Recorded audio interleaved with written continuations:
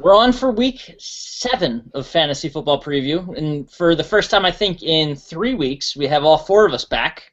So little hiccups here and there of guys having to miss some time, some illnesses, some haircuts, some other things going on. But, we're all here. We did it.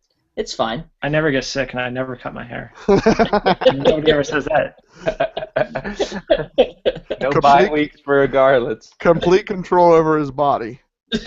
Hey, welcome to the Rob, Max, and Seth show. Thanks.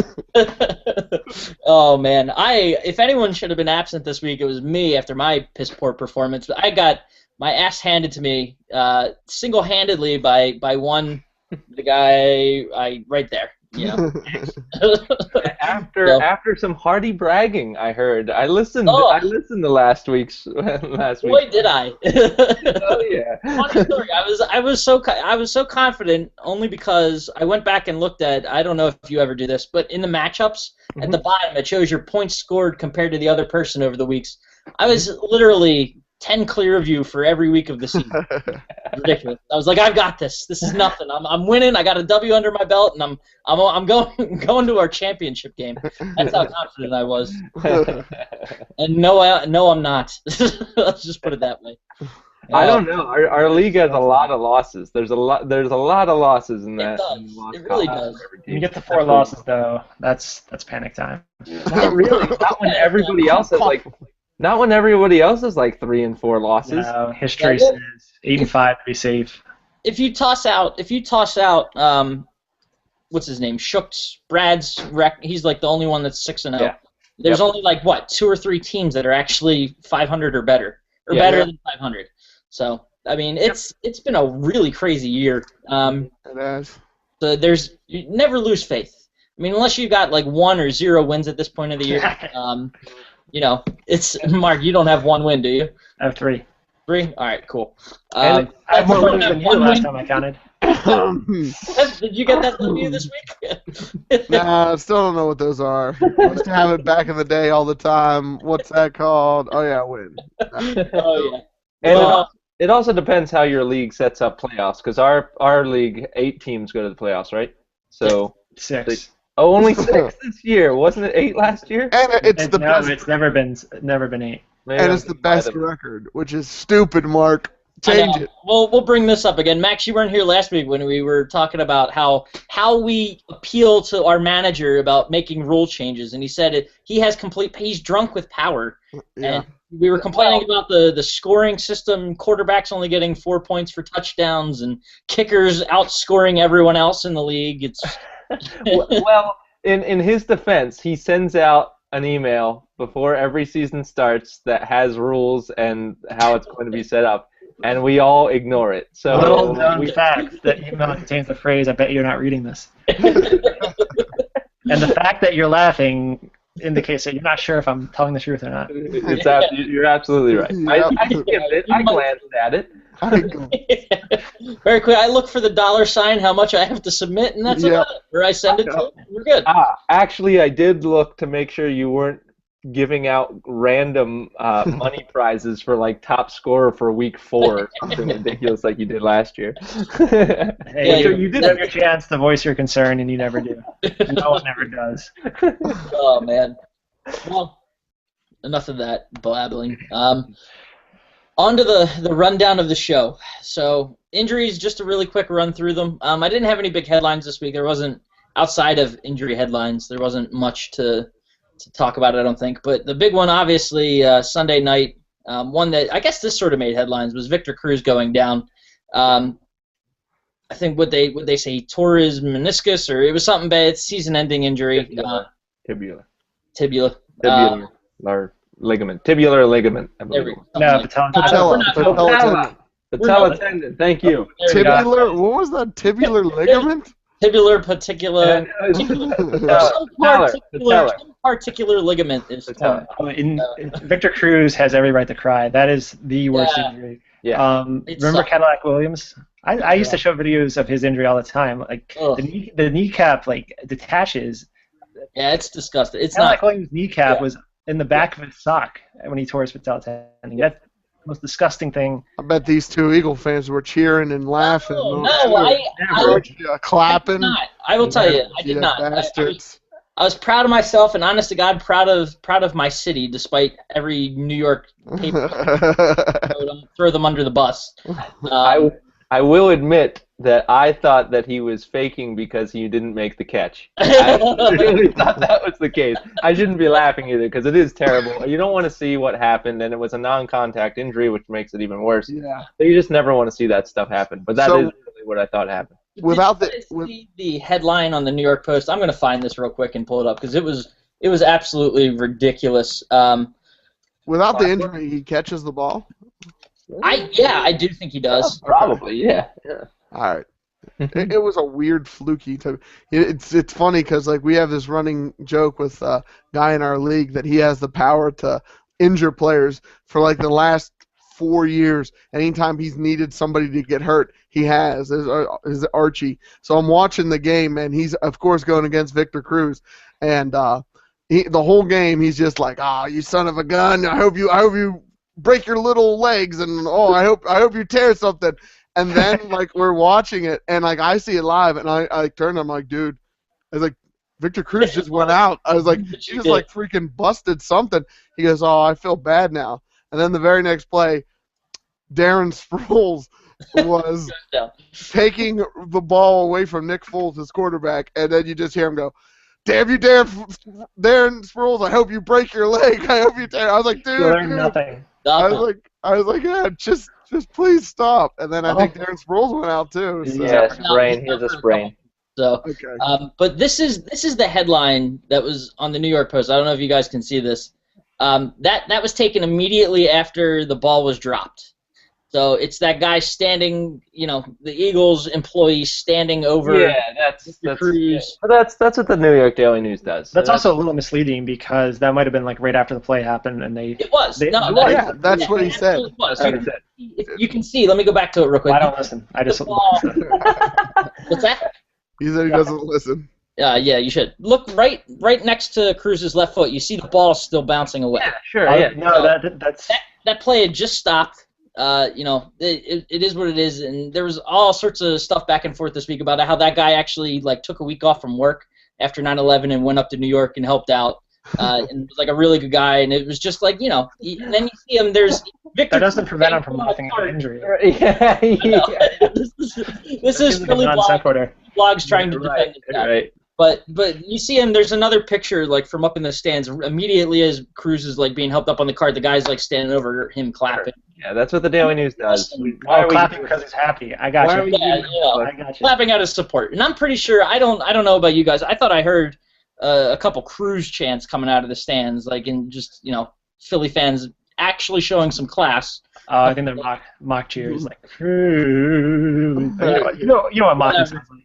Whatever. Boo earns. Whatever. It's a bad rap. We got a bad rap. It's over, but it's something that's it's change. We change. People change. Before you go on to your next injury, I have to ask you something that's bothering me, Rob. What? That's clearly not a Phillies cap. What is that? If that's a Pirates hat, I'm walking out of here right now. We'll see you later. I wanted to do that last week, but I didn't, so I delayed it for a week. And I held it backwards out of respect. Mark's gone. Mark's gone. All right. That's Rage quit. Oh, he's back. I'm sorry. I had to do it. For fantasy-related news, you want to pick up Ruben Randall, the injury, and he actually had a quietly good year so far, putting up 9 points pretty much consistently, touchdowns, 60 yards, stuff like that. I had him on my team, and I just cut him last week. So. The other name I want to add to that is Odell Beckham Jr., who I did grab off our waiver wire. He's going to see his production go up. He was hurt, but he's going to get time now that Cruz is out. If you're looking for a replacement there, and they're thinking he might actually fill that slot role where Cruz occupied for most of the time. Rest of the injuries, just to run through them quickly. Darren Sproles, you mentioned, he avoided season ending. It wasn't a tear; it was just a sprain. So they have a bye this week. He should be back, if not the first week after the bye, definitely by the second week. No Sean Moreno he hasn't been playing, but he's officially out with his knee for the rest of the year. Yes, he was ruled out. He placed on season-ending IR. Stephen Ridley, done for the year, torn ACL and MCL. So Brandon Bolden, someone to pick up there. Dane Vereen, obviously, is getting his touches. AJ Green is probably going to miss next week as well. And he obviously, Bengals still put up 37 points in Carolina, but they missed his presence, and I'm sure it wouldn't have finished in a tie had he been there. Other names, that's Green. Sean Green. He's doubtful. You're the only person that owns Sean Green, though. So. I'm the only person that owns him. We're still starting Sean Green here. Come on now. Yeah. It was 0.01 in his ownership rankings. That is that I have for injuries that wait a minute. His percentage owned is 85%. Randy Moss just stubbed his toe, do me a favor. So he's not going to play. His name and read me his high score for the year. If it's over 6, I'll eat my hat. Terrell Owens, he's probably not going to play this week, so don't start him. Yeah, he scored 7 and 9. Oh God. Cool. All right, so let's move on. I don't want to start this segment. I have plenty to go into it, but right and wrong. Who wants to? Max, I asked you I'll start it. I'll kick it off. You're the only person that won. You might as well go. Right, I'll kick it off. There are those rare weeks where you win. It depends on how many leagues you're in. I'm in 2 leagues, but when you win all your fantasy matchups, and then also your team wins, it's the greatest thing, and it happens so rarely unless you live in Denver and you're a Broncos fan, and that also means that you pick up all the Broncos players, because then you've probably been experiencing that for like many weeks in fantasy. But it's so magical when that happens. What went right? Everything went right. T.Y. Hilton finally became the star that I knew that he could be, and lived up to his potential. Scoring a whopping 32 points, having 223 yards and 1 touchdown with 9 catches. Just a beastly performance, and I think he's not gonna put up those numbers like every week, but he's gonna be a force. So watch out for him. DeMarco Murray just continues to be DeMarco Murray and being the stud of the league. I worry how long he's gonna be healthy, because they're running him, and he's just constantly. They're gonna run him into the ground. It's naive to believe that he'll make it through the whole season. Yeah, he's a little injury prone, so. Yeah, sure, and he's also questionable because of illness, though. He's not injured just because of illness. You guys keep saying that though. It's only a matter of time until he runs into the ground and gets hurt. Not hurt, just broken down. Just you can't. Every week. I'll say it. He's gonna get hurt. He takes a lot of hits too. He's a physical runner. He's not like a Darren Sproles where I'm gonna make like 3 people miss, or even McCoy. Like I'm gonna run through you and then knock you over and then keep on running and get hit. So. Mm-hmm. It's possible. Just wait till it happens though. You keep predicting it. You don't know. You never know. Right. The one more thing I have to add about my team is that I started Carson Palmer over Cam Newton. Cam Newton had 34 points in our league. Really good performance. Now it also went into overtime. But I'm going to continue to start Carson Palmer over Cam Newton. I'm going to do that next week too, because I think Carson Palmer's a very good quarterback. That's fair. And since we're on the matchup, I might as well go into what I went and did wrong. Okay. And honest to God, the only wrong move that I made looking at up and down my roster is that I didn't start Eric Decker, who I thought wouldn't do anything against Denver. And I guess I could have started Vernon Davis over Larry Donnell, who has officially made his way off of my roster after 2 weeks. Really? Yeah, he's the problem is, and this is the Giants didn't score a point, brother. No, I don't know. be too judgmental on Donnell. I know, but the thing is, what's happening with the Giants and why Donnell is officially off of my roster is because Eli can't stay up straight. That offensive line is a mess and can't protect him right now. Maybe it's something that the Eagles in particular did, and go back another week to Atlanta. They need to keep him in and protect, and even when they do, it's not working. So Wouldn't Gusak, you be selling low though? Because now Cruz is gone, so theoretically he would get more targets. you would think, but Odell Beckham is in there, and he had missed the first part of the season, so I think those targets go right there. Oh, you just want to cut him because he's a giant. I got you. Loud and clear. Loud and clear. It's partly that too. So, but yeah, I mean, those were literally the only moves that I could have made that would have upped my score. I guess then in that case it goes back to the draft and saying that I didn't draft well, but Yeah. Like we can all say that, boss. Yeah, there was. It's also the games that my guys were in. I had only 2 losses, and both of those guys. I mean, it was Donnell the Giant and Foster who still put up 26 points in a loss. I don't know. It's not. What do you guys think in terms of? Obviously, it doesn't play into a particular player's fantasy points, but you get all W's in the game result column, and then it doesn't add up to points over here, and then it adds up to a loss for you. So it's weird to see all those W's on my player cards with not a win for myself. Yeah. Granted, I went up against a team that just bursted into. I mean, you put up 92 points. You got to be happy with that. And like you said, your studs came to play, and most weeks, 92 points is going to be enough to get you that W. Yeah. So it's good in the JV league. Yeah, that's a good amount. That's fine. Do we meet again? I'm sure we do. I can't wait to bring it back. So Yeah, you'll have the tiebreaker edge when he gets to the losers bracket.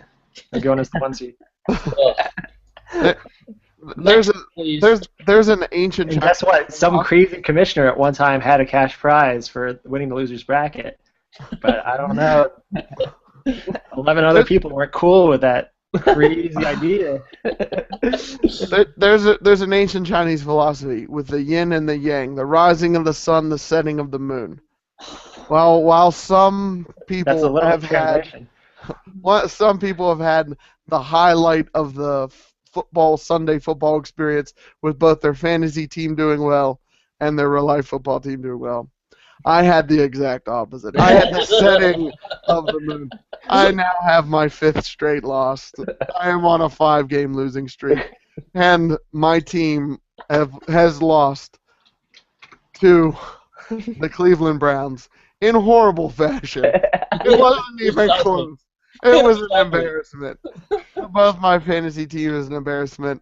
So not a lot went right for me last week.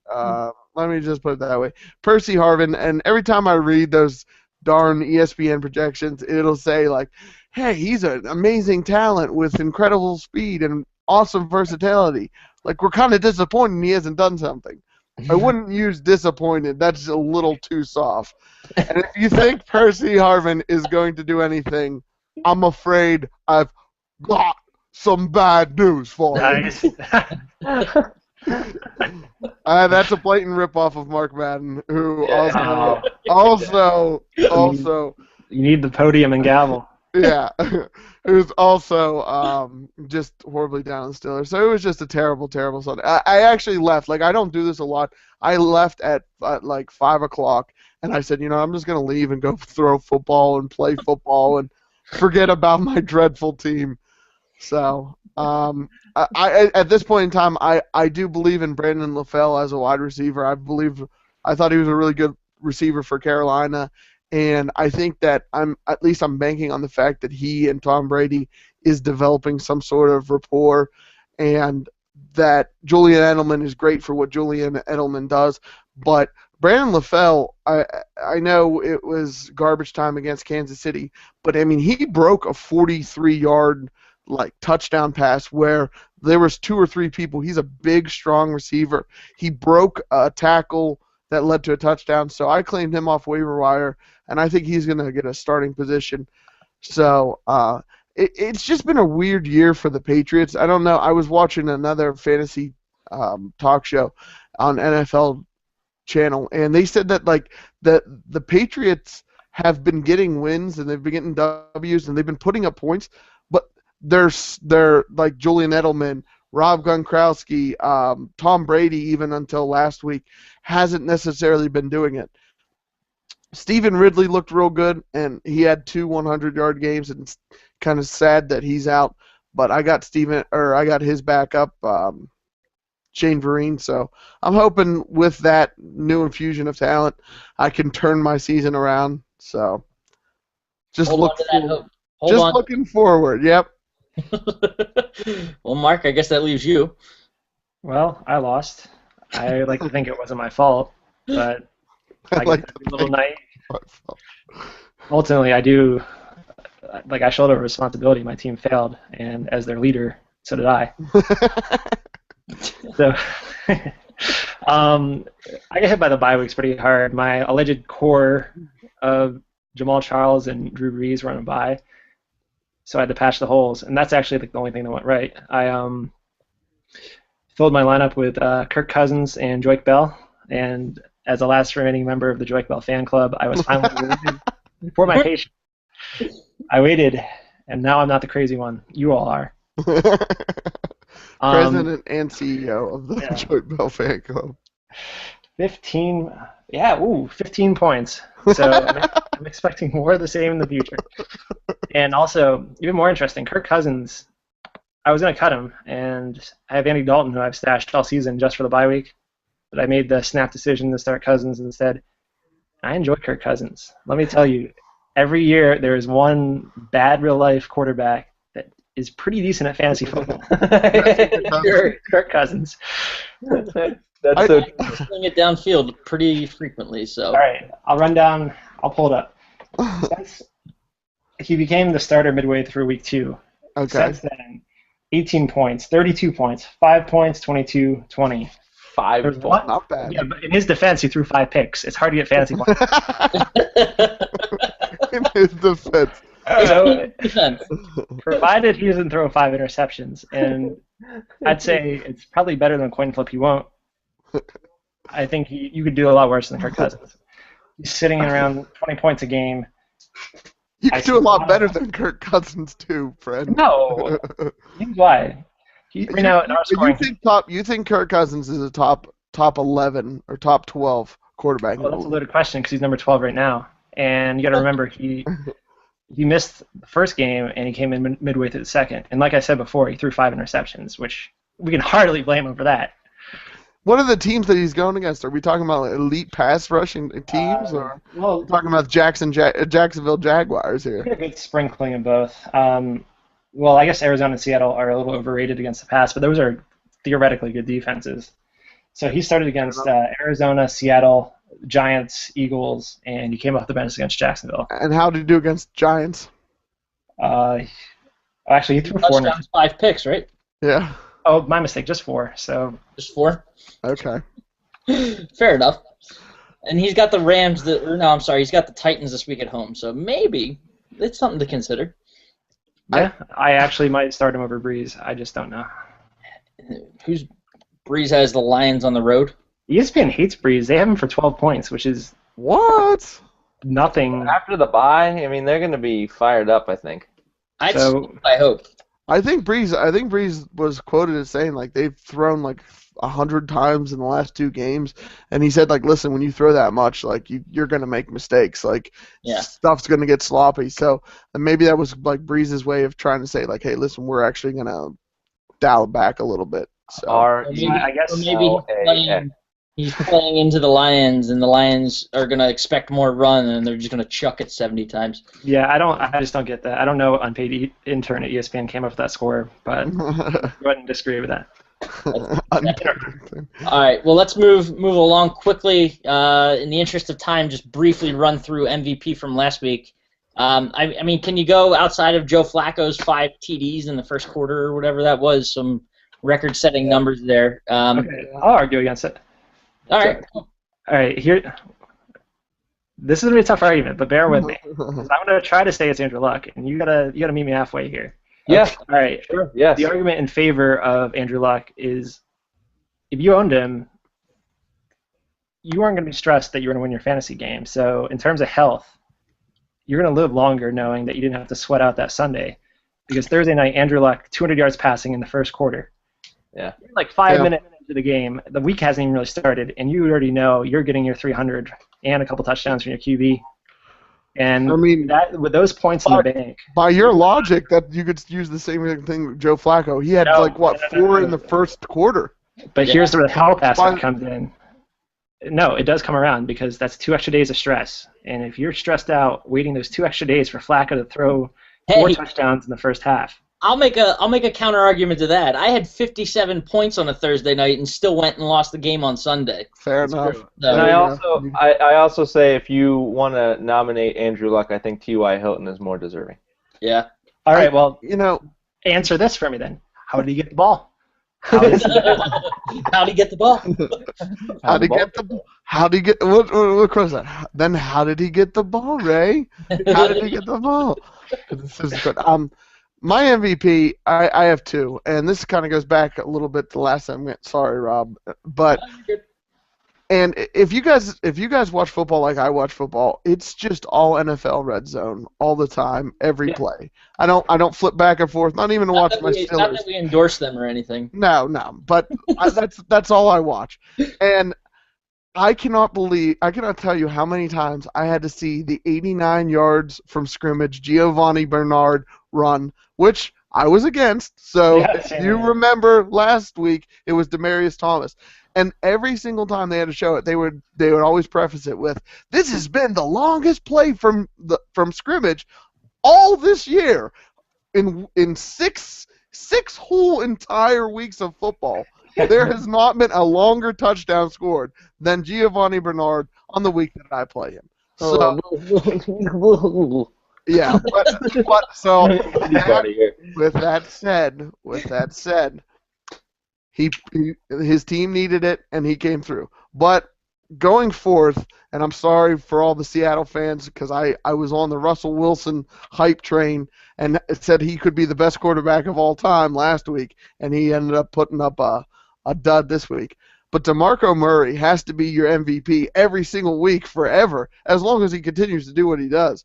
I mean, going against Seattle, a very good defense at home, I'll just throw another 100-yard game on my back, touch the ball 30-plus times. That's all. So DeMarco Murray, to me, has to be an MVP every single week, as long as he's doing what he does. I mean, the way they went up there, I listened to that game on the radio this week, and it was I wrote them off after the first 5 minutes. They were down 10-0. It sounded like it was going to be another Dallas collapse up there, and just a mess of a game. And they outside of those first 5 minutes, they manhandled that team. I mean, it was ugly. They drove the ball at will. Their defense did what it had to, held them when they needed to, and man, it was brutal to listen to. So, not to mention that I had to listen to the Dallas radio network for that. So rough, but still crazy. So I guess looking forward now, MVP for the upcoming week. We know Mark's going to be Andrew Luck, so we can just go to Max. All right, before I go to my joke, can I interject with something that's it's not really relevant to MVP, but I want to talk about it briefly because it goes with last week. So here goes. Matt Forte is leading the NFL in receptions. Who? Matt Forte. Okay. Which I find fairly impressive, actually. Like, that's basically unheard of. And I believe he has, 46 right now? Reception. 46 receptions. He's a running back. Number 1, Julio Jones is second, Jordy Nelson's third, Antonio Brown is fourth. He has 5 more receptions than Antonio Brown. He's on pace, if my math is correct, to break the single-season record for receptions by either a running back or a fullback, which is 101. So the extra MVP vote to Larry Centers, who did that in 1995 as a fullback for the Arizona Cardinals, but his record may soon be in trouble. All right. See, this is where fantasy football and just football in general gets fun. Like right around week 7 is what we're in, and this is where teams become who we think they are, and there are way less surprises now. So now you can really look at matchups, and if you do your homework, this is where you can excel. There are a lot less flukes now. So, my philosophy is now I think actually Oakland's a little bit improved with their coaching change. I mean, they put up a fight against Chargers, so I mean, they're a little shaky because of their. I mean, you don't really know what to expect because of the coaching change. But the Giants, they're really bad, and I just think that locker room is just in shambles. I think everything's bad about them. Who So knew, who knew Oakland needed a partially or legally blind man to fix their offensive problems? they buried the football. Buried the football. It worked. You heard about that, right? Yeah. So, yeah, that was good. Yeah. So I mean, start offense against Giants because their defense and O-line and just everything about them is just really bad. I think they're really bad. And then there are teams that are really good to stay away from. Like Denver's really good. I still think Seattle's really good. Dallas is the surprise of the year.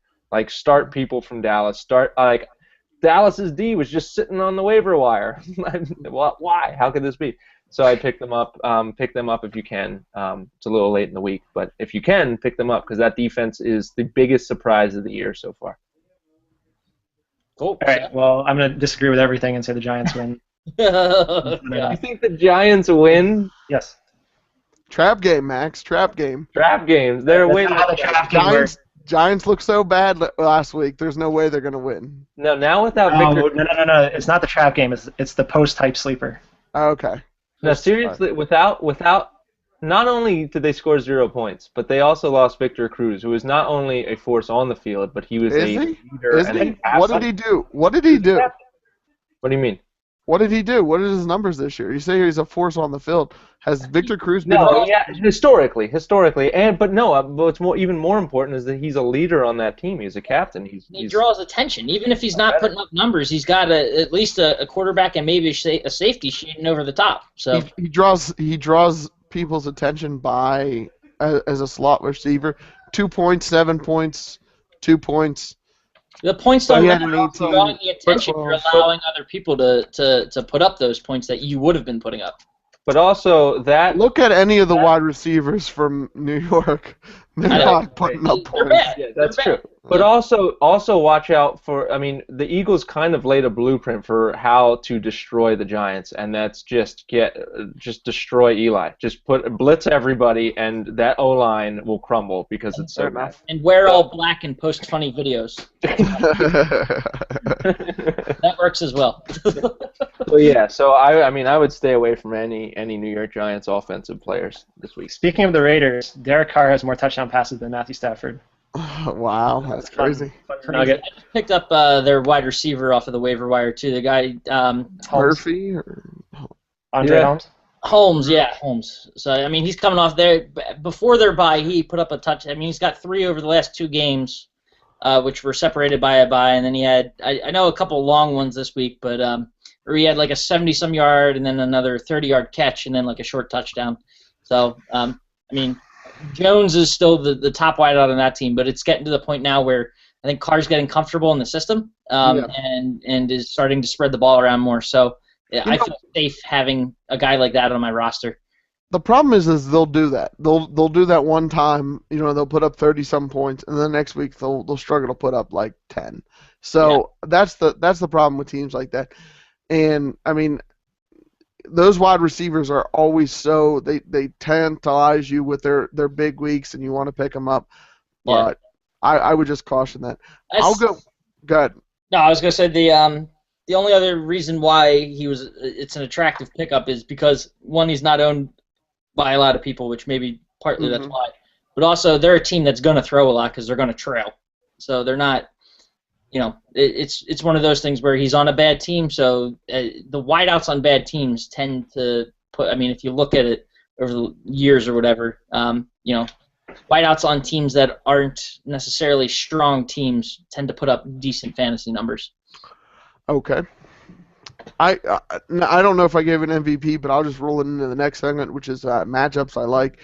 Yeah. Andre Ellington kind of has a interesting play here. He's questionable, so definitely keep an eye on what he's going to. He's not going to be available in very many leagues, but they're playing Oakland, and I know Brandon Oliver, which is an undrafted guy from San Diego who came in last week, and he had 19 points against me. So, and he, if Oakland lets that many points go up, I could see Ellington having a really good game as both in the passing and the running game. So that's just someone to watch out for. I really like him this week. I did not give a fantasy MVP, but I will go sort of similar to you.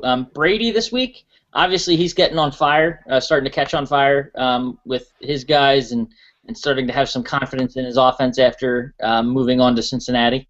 But he's going up against the Jets this week on Thursday Night Football, so I think he's a guy that could definitely put up big numbers this week against a very struggling Jets defense. Pretty much, New York is a cesspool of football.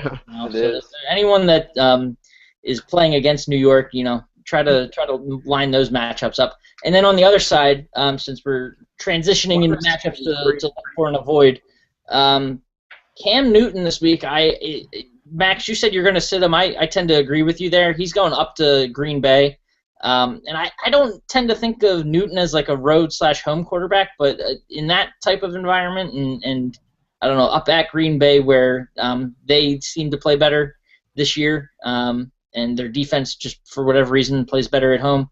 That's one that I would probably avoid, and again agree with you on sitting him this week. Or if you have another quarterback option that is even marginally better, I would probably go with the other guy instead of Newton.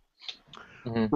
Rob, just to give another point to your point, is it's really favored the offense. Thursday night's football has really favored the offense. A lot of teams that were struggling offensively, Atlanta, Green Bay, not Indy really, but they really, really put up numbers for Thursday night games. So that could be something in Brady's advantage too. Yeah, and the only thing that is different about this last week of Thursday Night Football is it was still a very offensive night. It's just that it wasn't so much of a blowout. Yeah. Which was finally nice to see. So this is going to be another blowout. Yeah, we'll get back on that trend. So I'll hop in here. I don't get that sense, and I feel like we're due for just like a complete and total crap game. I know most of the Thursday night games have been just lopsided, but it's because one team shows up and executes well, another team doesn't do anything. Yeah. We're due for a short week clunker where both teams suck, and New England wins 17-10 or something. I saw this exact game last year. Geno Smith was rookie QB against New England. It was a Thursday night game. Basically the same time of year, they lost by field goal because Geno Smith kept throwing picks. It's going to be one of those games. It's going to be sloppy. Greedy eventually gets a touchdown, and then Geno Smith has a chance to drive the team down the field at the end. This is weird that I just remember this, but wasn't that the game that was a complete washout with rain, and it was just a mess to watch? The weather was crappy, yeah. That just hit me that was the case, and wasn't it a Thursday night game? That's what I'm saying. Yeah, this almost exact game happened last year That's weird. From my memory, as I recall. It was crap. It was game. 0-0 at halftime, or 3-0. Yeah. And I don't know. I think that's Jets football. They're gonna win, but it's gonna look like garbage. Yeah. And something won't go exactly right. That's the feeling I get. And then Geno Smith will have a chance to win and throw a pick or something. Yeah. Looking at other matchups, is it weird that I'm slightly concerned about Arizona at Oakland? You should not be concerned. No. Arizona's a good team. It took a pretty late drive for San Diego, who's the consensus #1 power ranking team, to pull out a win at Oakland. And that's the only reason I am concerned is it's at Oakland. If it was in Arizona, I probably would feel different, but something just has me feeling uneasy about that game. But that's what Oakland does. Oakland will beat a good team or almost beat a good team. And then everyone's like, oh, wow, Oakland's not that terrible. And then they'll just come in next week and I think Oakland's going to struggle to put up, break 14 points. It's going to be bad. But it's the black hole, though. When you're going in there, you're only winning. The black hole. It's the black hole. I also want to ask you, Pittsburghers, how you feel going into this week after the clunker that you had. And this new Steelers team too has kind of been like that. They're an 8-8 team. We're 3-3 now. But I remember last year being 8-8 and going into Cincinnati, or maybe it was 2 years ago, but going into Cincinnati, and Cincinnati was the better team, and then us on Sunday Night Football just trouncing them. It wasn't even close. And I think that's what we do here. We're in the spotlight, we go in, and I think that it's not going to be very close against them. I think Pittsburgh's going to win, but we're just so schizophrenic. Somebody said we were schizophrenic, and that's a perfect way to describe this team. No, that's not a good way to describe that team. The Steelers are a bad team. They're not schizophrenic. They're bad. They're a bad team. It's gonna be more evident each week that they're a bad team. I mean, it's got to be the defense, right? Or is it everything? I think it's everything. It's coaching. It's coaching is god awful. The coaching is terrible. It's coaching. I think it goes to coaching. All right. Well, here's what I think happens. Win against Houston. Next game is versus Indianapolis. Andrew Luck eviscerates the Steelers. Jesus. So what's that? 4-4. It's gonna be bad. And I wouldn't even be mad. Like I like Andrew Luck. Joe Flacco over Tampa Bay bad. So then, everyone's all down. It's 4-4 then. Baltimore comes in. Everyone's going to be pessimistic. Steelers crush Baltimore 5-4. Yep. Then at New York Jets, mark it down. That's a loss. That's a loss. Yep. Undoubtedly. I think we probably lose the rest of the game. Then at Tennessee, that's another loss. 5-6. Yep. Hosting New Orleans, that's a win. 6-6. The backbreaker is at Cincinnati. When did the show become predicting this Steelers record? I'm just going to simplify this and say, for the rest of the season, you go under 500 for the rest of the season. Okay. Exactly 500. Is that possible? Is it 3-3? Yep, even number. 3-3 now, so you would finish 8-8. Yeah, it's tough to watch, man. I sort of feel for you guys because I know that's a proud friend. No, you're right. I do love that even the hardest core Steelers fans are happy for the Browns. Happy for the Browns. Yeah, that's awesome. That's good for you guys. Congratulations. Yeah. Pat yourselves on the back. It's been decades. It's been decades of you guys eating the Browns lunch, and finally the Browns. So everything's coming up Browns. All that stuff, I'm so happy for the Browns. I'm so happy for you guys. I think that's a little condescending. I just think they're irrelevant. I don't care what they do. They can handle their own business, whatever. That's a true Pittsburgher talking, right? No, I think that's a fair and honest way to go about it. I don't feel any emotion, good or bad, towards them. Yeah. And last sort of question before we go on. Seth, I think you sort of touched on it already, or maybe it was Max. Seattle, nothing. Is there anything to be concerned about there? No, I don't think so. I think they come back even stronger than ever. I think they correct the things that they were lacking. I think everything gets back on track, and would I love to have a team that takes a home loss and then all of a sudden people start questioning, is there something wrong with them? Like how great is it that your home, the way that you play at home is so amazing that after one home loss, people are like, oh no, what's going on? Are they coming off the wheel? So no, they're fine. They're a defensive team. Their offense is fine. They got a really good quarterback. So every team is due or at least allowed a clunker, no matter what team you are. Sure. Mm-hmm. And they had theirs. And even in a clunker, if you want to call that a clunker, it was an offensive clunker for sure. But even in an offensive clunker, they lost? They only lost by a touchdown. Mm-hmm. Yep. It was still a one-possession game. They were right there in it. They had the lead towards the end of the game and just let it get away from them. Yep. Blame it on the 12th man. They didn't get loud enough. Yeah, it's the fans' fault. All right, so last but not least, we got our bold predictions for Week 7. Who wants to take it first? Le'Veon Bell has scored one touchdown this season. He is going to have 2 rushing touchdowns and a receiving touchdown this Monday night. So we got 3 for Le'Veon Bell. Mm-hmm. Next. Oh man, I don't know. Okay, well, I'll just undo all the conversation from about a minute ago, and I say St. Louis Rams defeat the Seattle Seahawks. Ooh, that's bold. I'm gonna say Tennessee blows out Washington by more than. That's not bold. That's kind of bold. No. Everyone hates the Titans. Everyone thinks the Titans stink. Give us fantasy advice. Tell us fantasy bull predictions, please. All right. Brian Hoyer is a top 2 fantasy quarterback this week. That's bold. Carson Palmer top 3. So we'll go Peyton Manning, Brian Hoyer, Carson Palmer. Carson Palmer. They're your top 3 this week. Okay, take another one. Cecil Shorts. I'm doing this off of memory. Apparently, Bortles targeted him 16 times. That's a lot of times. That's a lot of targets. And it's a combination of bad receiver, bad quarterback. I say he gets 18 targets. Why not? Why not? Who That they means a lot of incomplete passes, but more targets for Shorts. Yeah.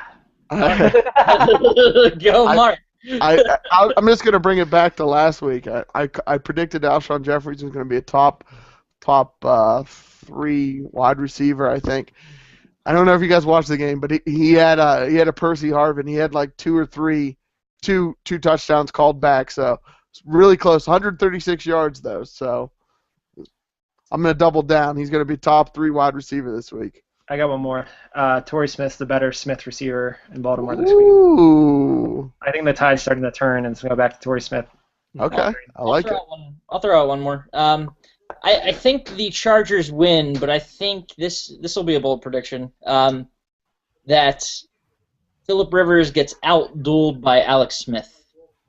Ooh. Oh, I like it. Ooh. So Alex Smith over Phillip Rivers is Phillip Rivers, but the Chargers still win. fantasy-wise. You're saying fantasy-wise. Fantasy-wise, Alex Smith will be the better quarterback this week. I'm going to one-up you here. Phillip Rivers outduels Alex Smith, but The Chiefs win. Okay. Well, we'll revisit that one. I'm writing that one down, and we'll remember it and see what actually happens there. hey, when you got the best coach in football, you can win in San Diego. That's all I'm saying. Good stuff. So, unless we have anything else for the good of the order for Week 7, I think that does it for this week. Stay optimistic. Stay optimistic. All Yeah. the 1 and 5s out there. Do a W Yep. at some point in their lives, whether it's this year or next or the following, you will get a W. I promise. So just keep the faith. And don't draft Doug Martin over DeMarco Murray. So you just got to remember. Or you just listen to me and who said never draft Doug Martin. Yes. yes. The garbage man's hurting here, guys. The trash collector's hurting. All right. Well, we'll see you all for Week 8.